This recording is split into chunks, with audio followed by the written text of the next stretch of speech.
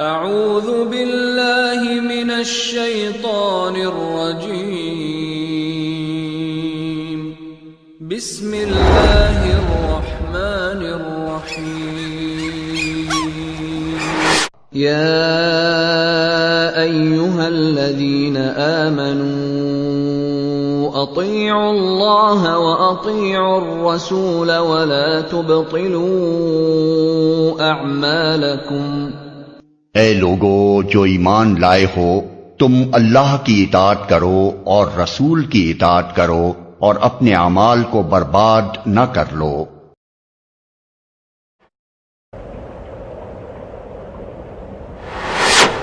بسم اللہ الرحمن الرحیم۔ مروجہ قرآن خوانی شریعت کی نظر میں۔ مروجہ قرآن خوانی کی حقیقت اور حیثیت شریعت کی نظر میں کیا ہے؟ اس کا سیدھا سا جواب ہے کہ کوئی حقیقت و حیثیت نہیں ہے،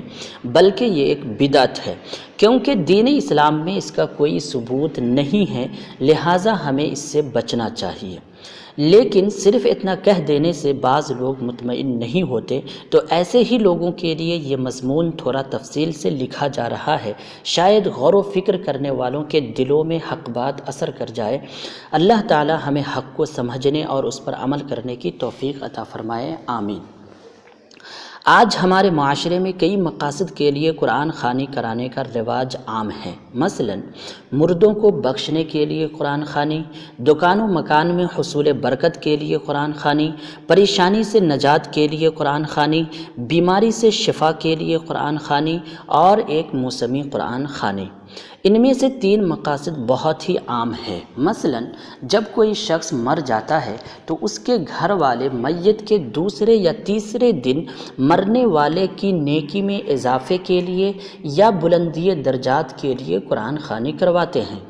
دوسرے، جب کوئی شخص نیا مکان یا دکان بنواتے ہیں تو حصول برکت کے لیے اور جن و شیاطین سے محفوظ رہنے کے لیے قرآن خوانی کرواتے ہیں۔ اور تیسرے، جب قرآن خوانی کا موسم آتا ہے تو قرآن خوانی کروائی جاتی ہے۔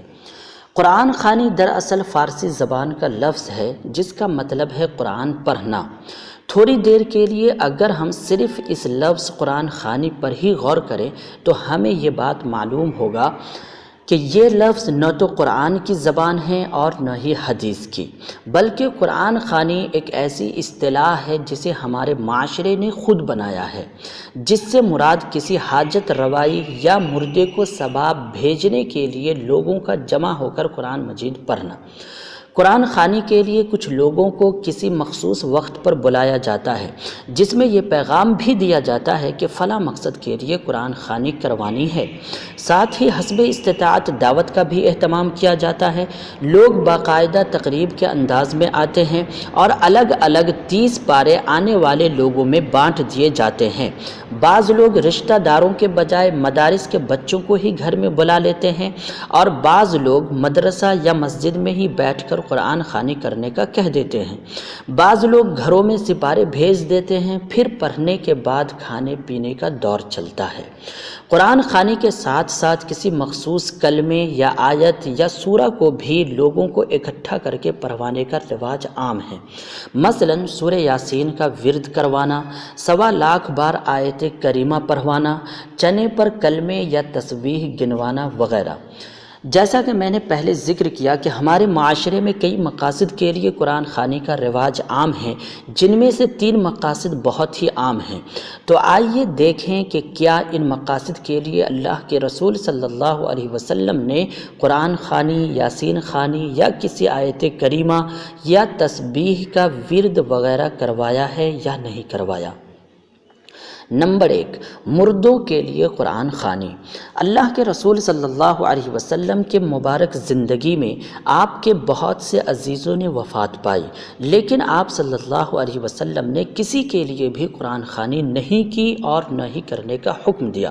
مثلا آپ صلی اللہ علیہ وسلم کی محبوب بیوی ام المومنین حضرت خدیجۃ الکبریٰ رضی اللہ تعالی عنہا کا انتقال آپ صلی اللہ علیہ وسلم کی زندگی میں ہی ہوا، لیکن آپ صلی اللہ علیہ وسلم نے نہ تو قرآن خوانی کی اور نہ ہی کرنے کا حکم دیا،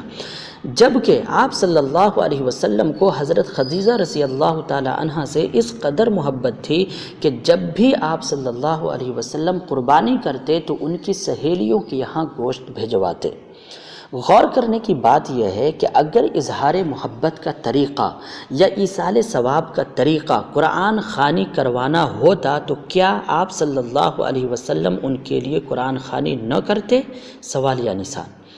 اسی طرح آپ صلی اللہ علیہ وسلم کی بیوی ام المومنین حضرت زینب بنت خزیمہ رضی اللہ تعالی عنہا بھی آپ صلی اللہ علیہ وسلم کی زندگی میں ہی فوت ہو گئیں، لیکن آپ صلی اللہ علیہ وسلم نے قرآن خوانی نہیں کی۔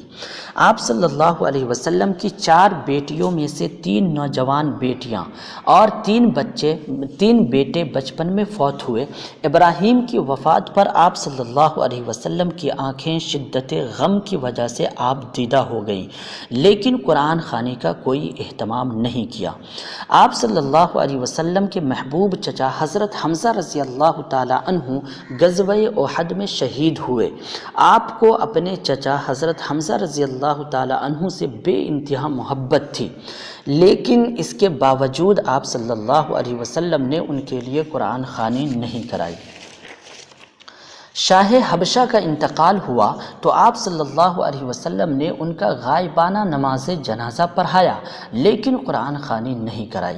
غرض آپ صلی اللہ علیہ وسلم کی زندگی میں بہت سے صحابہ اکرام رضی اللہ عنہم اجمعین فوت ہوئے اور شہید بھی، لیکن آپ صلی اللہ علیہ وسلم نے کسی کے لیے بھی قرآن خوانی، قل 10واں 40واں یا ان کے ایصال ثواب کے نام پر کوئی بھی تقریب نہیں کی، اور نہ ہی کسی اور قسم کا کوئی اہتمام کیا، اور نہ ہی کسی کو ان کے ایصال ثواب کے لیے کسی قسم کی تاکید کی۔ آپ صلی اللہ علیہ وسلم کے بعد صحابہ کرام رضی اللہ عنہم اجمعین نے بھی کسی کی وفات پر قرآن خوانی نہیں کرائی اور نہ ہی اس طریقے سے کسی کے لیے ایصال ثواب کیا۔ نمبر 2، دکان و مکان میں حصول برکت کے لیے قرآن خوانی۔ اللہ کے رسول صلی اللہ علیہ وسلم کی احادیث اور صحابہ کرام رضی اللہ عنہم اجمعین کی سیرت میں کہیں بھی یہ نہیں ملتا کہ انہوں نے نئی جگہ خریدنے یا نیا دکان و مکان بنانے کے بعد اس میں قرآن خوانی یا کسی اور مخصوص صورت کو پڑھوانے کا اہتمام کیا ہو۔ مثلا رسول اللہ صلی اللہ علیہ وسلم قباء تشریف لائے لیکن قرآن خوانی نہیں کرائی۔ آپ صلی اللہ علیہ وسلم مدینہ منورہ تشریف لائے لیکن قرآن خوانی نہیں کرائی۔ آپ صلی اللہ علیہ وسلم نے مسجد قباء اور مسجد نبوی تعمیر کی، امہات المومنین کے حجرے تعمیر کیے لیکن ان میں قرآن خوانی نہیں کرائی۔ مدینہ منورہ آنے کے بعد مہاجرین نے نئے شہر میں نئے کاروبار شروع کی، لیکن کسی ایک کے تعلق سے بھی حصول برکت کے لیے قرآن خوانی کرانے کا ثبوت نہیں ملتا۔ صحابہ کرام رضی اللہ عنہم اجمعین زمینوں اور مکانوں کی خرید و فروخت کرتے تھے، جس کے تعلق سے احادیث کی کتابوں میں کتاب البیوع کے بہت طویل باب میں خرید و فروخت کے بارے میں ایک ایک مسئلہ موجود ہے، لیکن قرآن خوانی کرانے کا کہیں ذکر تک نہیں ملتا۔ نمبر 3، موسمی قرآن خوانی۔ ہمارے یہاں جس طرح سال میں ایک بار جارہ، گرمی، برسات وغیرہ کا موسم آتا ہے، اسی طرح ہمارے معاشرے میں سال میں ایک بار قرآن خوانی کرانے کا بھی موسم آتا ہے، جو شعبان کا مہینہ شروع ہونے کے ساتھ شروع ہوتا ہے اور 15ویں شعبان کے بعد اس طرح غائب ہو جاتا ہے جس طرح موسم پت جھڑ میں درخت سے پتے غائب ہو جاتے ہیں۔ قرآن خوانی کا یہ ایک ایسا موسم ہے جو نہ رسول اللہ صلی اللہ علیہ وسلم کے زمانے میں آیا اور نہ ہی صحابہ و تابعین کے زمانے میں۔ نبی کریم صلی اللہ علیہ وسلم کے زمانے نبوت میں تقریباً 23 مرتبہ شعبان کا مہینہ آیا،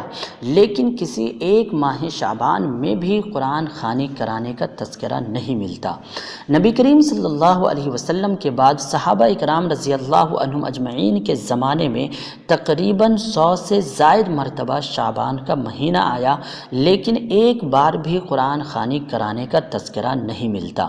ان تمام باتوں سے یہ ثابت ہوتا ہے کہ قرآن قرآن خوانی نہ تو رسول اللہ صلی اللہ علیہ وسلم کے زمانے میں ان مقاصد کے لیے کرائی گئی جن مقاصد کے لیے آج ہم بڑے دھوم دھام سے کرتے ہیں، اور نہ ہی صحابہ کرام رضی اللہ عنہم اجمعین کے زمانے میں ہوئی۔ اب آئیے یہ دیکھتے ہیں کہ ان مقاصد کو پورا کرنے کے لیے اللہ کے رسول صلی اللہ علیہ وسلم نے کون سا طریقہ بتایا ہے۔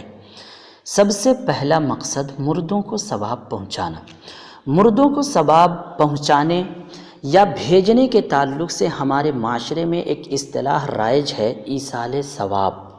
یعنی ثواب کو ایک جگہ سے دوسری جگہ منتقل یعنی ٹرانسفر کرنا، جس کا دین اسلام میں کوئی ثبوت نہیں ہے، بلکہ اس تعلق سے ہمیں یہ بات یاد رکھنی چاہیے کہ ہر شخص صرف اپنے کیے کے مطابق جزا یا سزا پائے گا، کوئی کسی کے کچھ کام نہیں آ سکتا۔ اللہ تعالیٰ کا فرمان ہے، اللہ تزر وازرۃ وزر اخری وان لیس للانسان الا ما سعی، یعنی یہ کہ کوئی کسی کا بوجھ نہیں اٹھائے گا، اور یہ کہ انسان کو صرف اس کے اپنے ہی عمل کا بدلہ ملے گا۔ سورہ نجم سورہ نمبر 53 آیت نمبر 38 اور 39۔ دوسری جگہ فرمایا کل نفس بما کسبت رہینہ، یعنی ہر شخص اپنے عمل کے بدلے گروی پڑا ہے۔ سورہ مدثر سورہ نمبر 74 آیت نمبر 38۔ بہرحال اگر ہم میت کو فائدہ پہنچانا چاہتے ہیں تو اس کے لیے سب سے بہتر طریقہ جس میں کسی کا اختلاف نہیں ہے، نہ احناف کا، نہ شافعی کا، نہ مالکی کا، نہ حنبلی کا، اور نہ ہی دیوبندی، بریلوی، اہل حدیث اور نہ ہی جماعت اسلامی کا، کسی کا بھی اختلاف نہیں ہے، بلکہ سب کے سب جس مسئلہ پر متفق ہے وہ ہے میت کے لیے دعائے مغفرت کرنا۔ اللہ تعالیٰ نے مندرجہ ذیل آیات کریمہ میں میت کے لیے دعائے مغفرت کرنے کا تذکرہ فرمایا ہے، والذین جاءوا من بعدهم یقولون ربنا اغفر لنا ولاخواننا الذین سبقونا بالایمان، اور وہ لوگ جو ان کے بعد آئے وہ کہتے ہیں کہ اے ہمارے رب ہمیں معاف کر دے اور ہمارے ان بھائیوں کو بھی معاف کر دے جو ہم سے پہلے ایمان لا چکے ہیں۔ سورہ حشر سورہ نمبر 59 آیت نمبر 10۔ یہ اور اس کے علاوہ دیگر کئی آیات کریمہ جو قرآن پاک میں ذکر کی گئی ہیں، ان کی روشنی میں ہمیں یہ پتہ چلتا ہے کہ کسی مسلمان کی اپنے کسی مسلمان بھائی کے لیے کی ہوئی دعا اگر اس میں قبولیت کی شرط میسر ہو اور اللہ قبول فرمائے تو وہ دعا اس کو فائدہ دیتی ہیں۔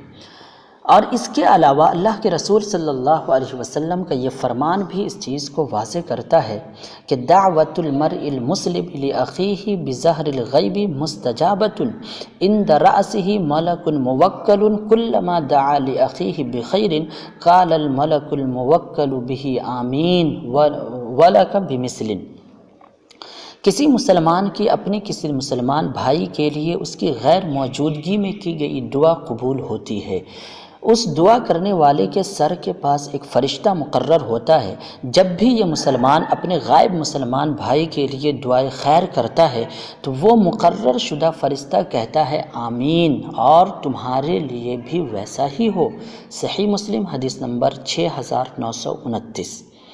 فوت شدہ مسلمان کے حق میں کی گئی دعا کے فائدہ مند ہونے کی مزید وضاحت اس حدیث پاک سے بھی ہوتی ہے کہ ایک صحابی کی تدفین کے بعد اللہ کے رسول صلی اللہ علیہ وسلم نے ارشاد فرمایا استغفروا لأخیکم وصلوا له بالتثبیت فإنہ الآن یسأل، یعنی اپنے بھائی کے لیے بخشش اور ثابت قدمی کا سوال کرو کیونکہ ابھی اس سے سوال کیے جائیں گے۔ سنن ابو داؤد حدیث نمبر 3221۔ یہ اور اس کے علاوہ دیگر کئی احادیث مردے کے حق میں دعا کے تعلق سے کتب احادیث میں موجود ہے، لہٰذا جتنا زیادہ سے زیادہ ہو سکے ہمیں مسلمان میت کے حق میں ان کی مغفرت کے لیے، قبر میں آسانی کے لیے اور آخرت میں اس کے درجات کو بلند کرنے کے لیے دعا کرنی چاہیے۔ لیکن یہ بات یاد رہے کہ مسلمان میت کے حق میں دعا کرنا ہر زندہ مسلمان کا حق ہے، جسے وہ کبھی بھی اور کہیں سے بھی ادا کر سکتا ہے۔ لہٰذا آپ کسی کے فوت ہونے کے بعد کوئی ایک جگہ اور وقت متعین کر کے اور بھارے پر مولویوں، بزرگوں یا کسی عامل صفت بابا کو بلا کر باہم جمع ہو کر میت کے لیے دعا نہیں کر سکتے، کیونکہ میت کے لیے اجتماعی یعنی کسی ایک جگہ پر جمع ہو کر دعا کرنے کی واحد صورت نماز جنازہ ہے اور وہی افضل و اکمل ہے۔ اسی طرح چونکہ مرنے کے بعد انسان کے عمل کا سلسلہ منقطع ہو جاتا ہے، لیکن اگر ہم چاہتے ہیں کہ مرنے کے بعد بھی ہمیں ثواب ملتا رہے تو اس کا واحد طریقہ یہ ہے کہ ہم اپنی زندگی میں ہی کچھ ایسی نیکیاں کر جائیں جس سے لوگ ہمارے مرنے کے بعد بھی فائدہ اٹھاتے رہیں، کیونکہ جب تک ہمارے عمل سے لوگ فائدہ اٹھاتے رہیں گے اس کا ثواب ہمیں بھی ملتا رہے گا۔ اسے شرعی اصطلاح میں صدقات جاریہ کہتے ہیں۔ یا پھر ہم اپنی اولاد کو دینی تعلیم و تربیت سے مزین کر کے اس قابل بنائیں کہ ہمارے مرنے کے بعد بھی وہ موحد بن کر زندگی گزارتا رہے، ہمارے لیے دعائے خیر کرتا رہے اور نیک کاموں میں بڑھ چڑھ کر حصہ لیتا رہے، تو اس طرح وہ جو بھی نیک عمل کرے گا اس کا ثواب ہمیں بھی اتنا ہی ملے گا جتنا اسے ملے گا۔ چنانچہ حضرت ابو ہریرہ رضی اللہ تعالیٰ عنہ سے روایت ہے کہ اللہ کے رسول صلی اللہ علیہ وسلم نے ارشاد فرمایا، اذا مات الانسان انقطع عنہ عملہ الا من ثلاثۃ اشیاء، من صدقۃ جاریۃ او علم ينتفع به او ولد صالح يدعو له، یعنی جب آدمی مر جاتا ہے تو اس کا عمل اس سے منقطع ہو جاتا ہے، مگر 3 چیزوں کا فائدہ اسے مرنے کے بعد بھی ملتا رہتا ہے۔ نمبر 1 صدقہ جاریہ، نمبر 2 وہ علم جس سے نفع حاصل کیا جاتا ہے، اور نمبر 3 نیک اولاد جو اس کے لیے دعا کرتی ہے۔ صحیح مسلم حدیث نمبر 4223، سنن نسائی حدیث نمبر 3681، سنن ابو داؤد حدیث نمبر 2880 اور جامع ترمذی حدیث نمبر 1376۔ دوسرا مقصد، ہمارے دکان و مکان میں برکت کیسے آ سکتی ہے، ہمارا گھر جن و شیاطین سے کیسے محفوظ رہ سکتا ہے، ان سوالوں کے جوابات ہمیں مندرجہ ذیل احادیث سے معلوم ہوتی ہیں۔ حضرت جابر رضی اللہ تعالیٰ عنہ سے روایت ہے کہ نبی کریم صلی اللہ علیہ وسلم نے ارشاد فرمایا، اذا قضى احدكم الصلاة في مسجده فليجعل لبيته نصيبا من صلاته فإن الله جاعل في بيته من صلاته خيرا، یعنی جب تم میں سے کوئی شخص اپنی مسجد میں نماز با جماعت ادا کر لے تو اسے چاہیے کہ اپنی نماز میں سے کچھ حصہ اپنے گھر کے لیے بھی رکھے، اس لیے کہ اللہ تعالیٰ اس کے گھر میں اس کے نماز پڑھنے کی وجہ سے خیر و برکت عطا فرمائے گا۔ صحیح مسلم حدیث نمبر 1822، سنن ابن ماجہ حدیث نمبر 1376۔ اسی طرح حضرت ابو ہریرہ رضی اللہ تعالیٰ عنہ سے روایت ہے کہ اللہ کے رسول صلی اللہ علیہ وسلم نے ارشاد فرمایا، لا تجعلوا بیوتکم مقابر ان الشیطان ینفر من البیت الذی تقرأ فیہ سورۃ البقرہ، یعنی اپنے گھروں کو قبرستان مت بناؤ، جس گھر میں سورہ بقرہ پڑھی جاتی ہے اس گھر سے شیطان بھاگ جاتا ہے۔ صحیح مسلم حدیث نمبر 1824۔ اور جامع ترمذی کے الفاظ اس طرح ہے کہ ان البیت الذی تقرأ فیہ البقرۃ لا يدخلہ الشیطان، یعنی جس گھر میں سورہ بقرہ پڑھی جاتی ہے اس گھر میں شیطان داخل ہی نہیں ہوتا۔ جامع ترمذی حدیث نمبر 2877۔ نوٹ، یہ بات یاد رہے کہ کسی مولانا صاحب کو بھارے پر بلا کر 40 دن اپنے گھر میں سورہ بقرہ پڑھوا لینے سے اس حدیث کا مقصد پورا نہیں ہوگا۔ بہرحال اس کے علاوہ کاروبار میں برکت کے حصول وغیرہ کے لیے مسنون دعائیں ملتی ہیں، نیز کاروبار میں دیانت داری پر مبنی ارشادات، جائز و ناجائز خرید و فروخت کے متعلق نبی صلی اللہ علیہ وسلم کے فرمان موجود ہیں، جسے اپنا کر کاروبار کو بابرکت بنایا جا سکتا ہے۔ بہرحال نبی کریم صلی اللہ علیہ وسلم کے بتائے ہوئے طریقوں کو اپنا کر ہم اپنے دکان و مکان کو ہر لحاظ سے بابرکت بنا سکتے ہیں۔ اور جہاں تک موسم قرآن خوانی کی بات ہے تو میں آپ کو یقین دلا دوں کہ تلاش جستجو کے باوجود مجھے یہ معلوم نہیں ہو سکا کہ لوگ ماہ شعبان میں خصوصی طور پر مروجہ قرآن خوانی کا اہتمام کیوں کرتے ہیں۔ بہرحال میں آپ کو بتا دوں کہ ماہ شعبان میں جو عمل ہمیں دوسرے مہینوں کے مقابلے میں زیادہ کرنی چاہیے وہ ہے روزہ، کیونکہ شعبان کے مہینے میں اللہ کے رسول صلی اللہ علیہ وسلم رمضان کو چھوڑ کر باقی سب مہینوں کی بنسبت زیادہ روزہ رکھتے تھے، جیسا کہ ام المومنین حضرت عائشہ صدیقہ رضی اللہ تعالی عنہا فرماتی ہیں کہ ما رأیت النبی صلی اللہ علیہ وسلم فی شہر اکثر صیام منہ فی شعبان کان یصومہ الا قلیلا بل کان یصومہ کلہ، یعنی میں نے نبی کریم صلی اللہ علیہ وسلم کو شعبان سے زیادہ کسی مہینے میں روزہ رکھتے ہوئے نہیں دیکھا۔ آپ صلی اللہ علیہ وسلم اس میں روزہ رکھتے تھے سوائے چند ایام کے، بلکہ آپ پورے مہینے میں روزہ رکھتے تھے۔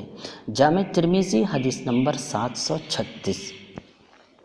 مروجہ قرآن خوانی کے رد میں کبائر علماء اسلام کے اقوال بھی موجود ہیں، لیکن موضوع زیادہ طویل ہونے کی وجہ سے میں اسے تحریر کرنے سے قاصر ہوں، لہٰذا اگر آپ اس موضوع پر تفصیلی مطالعہ کرنا چاہتے ہیں تو مولانا مختار احمد ندوی کی کتاب قرآن خوانی اور ایصال ثواب، ابو محمد بدیع الدین راشدی کی کتاب قرآن خوانی کی شرعی حیثیت، عامر سہیل ظفر کی کتاب ایصال ثواب اور اس کی حقیقت، حافظ شبیر صدیق کی کتاب ایصال ثواب جائز اور ناجائز صورتیں، قاضی عبدالرحیم عباس فیضی کی کتاب احکام میت اور ایصال ثواب کی شرعی حیثیت، اور ایک دوسری کتاب زندہ کا مردہ کے لیے ہدیہ اور قرآن خوانی وغیرہ کا مطالعہ کر سکتے ہیں۔ یہ تمام کتابیں آپ کو کسی بھی اسلامی کتب خانوں میں مل جائیں گی انشاءاللہ، وہاں سے کتابیں لے کر پڑھیں، زیادہ بہتر ہوگا، ورنہ بصورت دیگر اگر آپ انٹرنیٹ سے دلچسپی رکھتے ہیں تو کتاب و سنت.com پر جا کر ان کتابوں کو فری میں ڈاؤن لوڈ کر کے بآسانی اپنے موبائل، لیپ ٹاپ وغیرہ پر پڑھ سکتے ہیں، یا پھر اس مضمون کے آخر میں درج ای میل آئی ڈی پر آپ میسج کریں، ان میں سے جو کتاب چاہیے اس کا نام لکھ کر، تو وہ کتاب انشاءاللہ آپ کو PDF فارمیٹ میں آپ کے ای میل آئی ڈی پر بھیج دی جائیں گی۔ بہرکیف ان تمام باتوں کا خلاصہ یہ ہے کہ آج ہمارے معاشرے میں جن مقاصد کے لیے قرآن خوانی کرائی جاتی ہے، نبی کریم صلی اللہ علیہ وسلم اور صحابہ کرام رضی اللہ عنہم اجمعین کے زمانے میں ان مقاصد کے لیے قرآن خوانی کرانے کی کوئی دلیل نہیں ملتی، لہٰذا ہمیں ان مروجہ رسموں سے قطعی طور پر پرہیز کرنا چاہیے، بچنا چاہیے، ورنہ جسے ہم ثواب سمجھ کر انجام دیتے ہیں وہ ہمارے لیے عذاب بن جائے گا، کیونکہ اللہ تعالیٰ کی طرف سے اپنے نبی کی نافرمانی کرنے پر ثواب نہیں بلکہ عذاب کی خبر دی گئی ہے، جیسا کہ اللہ تعالیٰ کا فرمان ہے یا ایھا الذین آمنوا اطیعوا اللہ واطیعوا الرسول ولا تبطلوا اعمالکم، یعنی اے ایمان والو اللہ کی اطاعت کرو اور رسول کی اطاعت کرو اور اپنے اعمال برباد مت کرو۔ سورہ محمد سورہ نمبر 47 آیت نمبر 33۔ دوسری جگہ فرمایا فَلْيَحْذَرِ الَّذِينَ يُخَالِفُونَ عَنْ أَمْرِهِ أَن تُصِيبَهُمْ فِتْنَةٌ أَوْ يُصِيبَهُمْ عَذَابٌ أَلِيمٌ،